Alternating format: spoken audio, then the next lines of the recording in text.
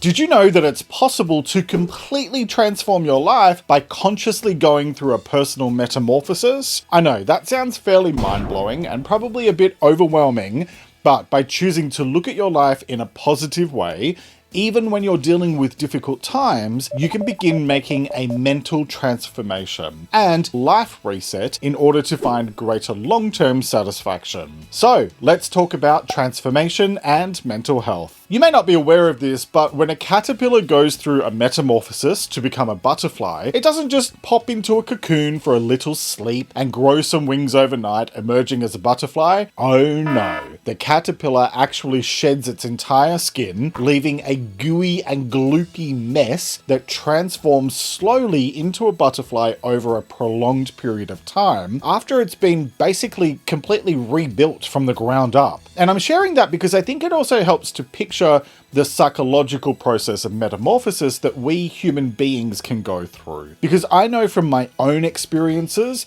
that it can often involve being mentally broken down into a gooey and gloopy mess before then beginning to rebuild as something that keeps the best of the old, but also uses the very essence of the past self to transform into something new. It's your ability to grow and evolve that defines your humanity, and which allows you to reshape yourself into an entirely different person over time. And that means you can totally transform your life in order to do and be almost anything with time, effort, and perseverance. And I say almost anything because there are still some limitations. You can't be an octopus no matter how hard you try. So I'm going to be really blunt here, which is so unlike me, I know. If you're not growing, changing, and evolving, then what are you doing? You're staying the same. And that means staying stuck while everyone and everything around you moves forward. Now look, I'm certainly not suggesting that you need to try and keep up with everyone else because, frankly, comparisons are pointless.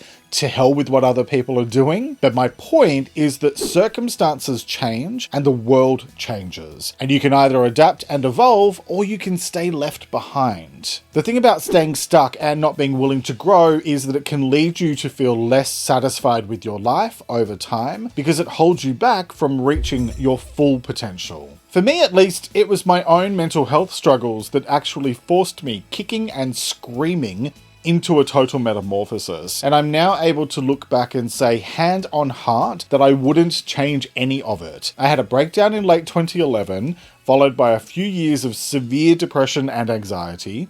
And while it might not have been what I would have actually chosen for myself, and it certainly was not easy and very unpleasant, it definitely pushed me to make changes that I would never have found the strength to make if I hadn't have been forced to do so. So my point here is that just because true transformations are tough, that doesn't mean that they aren't necessary. What's right for you is not always easy. When you realize that if nothing changes, then nothing changes, and when you give yourself permission to let go of the old, in order to make way for the new, you're taking the first steps on the journey of a lifetime. A journey that will very likely involve some tough choices and unexpected twists and turns along the way. And I guarantee you that it's probably going to throw some surprises at you and challenges. And it will probably make you rethink most of what you think you know about the world and yourself, if not everything. But to completely and irreversibly transform your life, you need to be prepared to completely and irreversibly transform your life in order to grow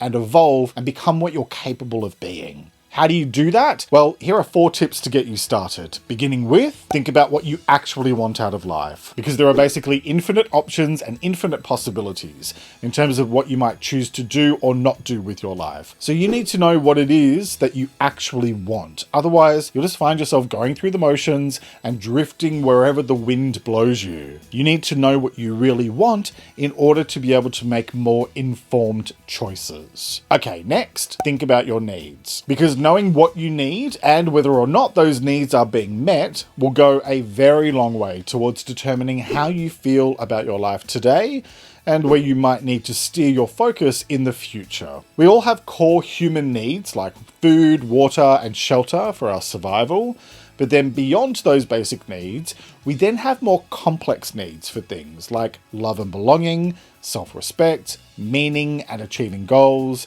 And so when you can identify your needs clearly, they can serve to inform you of what you need to focus on. And I talked about how to do that in episode 137 of my podcast, Let's Talk About Mental Health, and it's linked in the episode description below. And next, consider what is working versus what isn't. Because if something isn't working, then that's your first super strong hint that whatever it is needs to be addressed. In most things, you only really have three options. Leave things as they are and continue to be dissatisfied or unhappy about them, because if nothing changes, then nothing changes. Accept things as they are and make your peace with them, or make a change, bearing in mind that you can only control yourself and what you choose to say and do. If something in your life isn't working, like a relationship or your job or whatever, I want you to think about why it's not working and what you want or need instead. And then look at what it is that you and you alone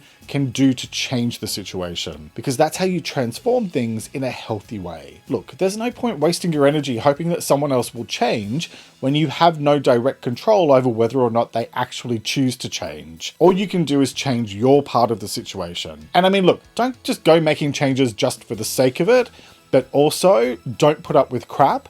And at the same time, don't just bail at the first sign of trouble. Okay, next, identify your priorities. And I say this one a lot in my videos and in my podcast, and I do so because I have found it more and more effective in my own life to consciously remind myself of my priorities each and every day, because that then pushes me to be much smarter about the choices I make and to say no to things that don't align with what actually matters to me. So when you know what truly matters to you in your life, you can make choices about letting go of the stuff that just doesn't matter, and trust and believe when I tell you that most of the stuff that we think matters really doesn't matter all that much. I talk more about priorities in my book, Let's Talk About Mental Health Volume 1, which is available on Amazon and Apple Books, and the link is in the episode description below. And I also go into more detail about how to figure out your priorities in life in this video. So watch that next to discover 5 ways to set smarter priorities for yourself.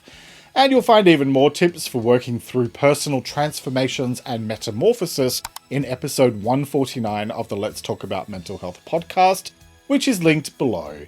Thanks so much for joining me today. Take care and talk to you next time.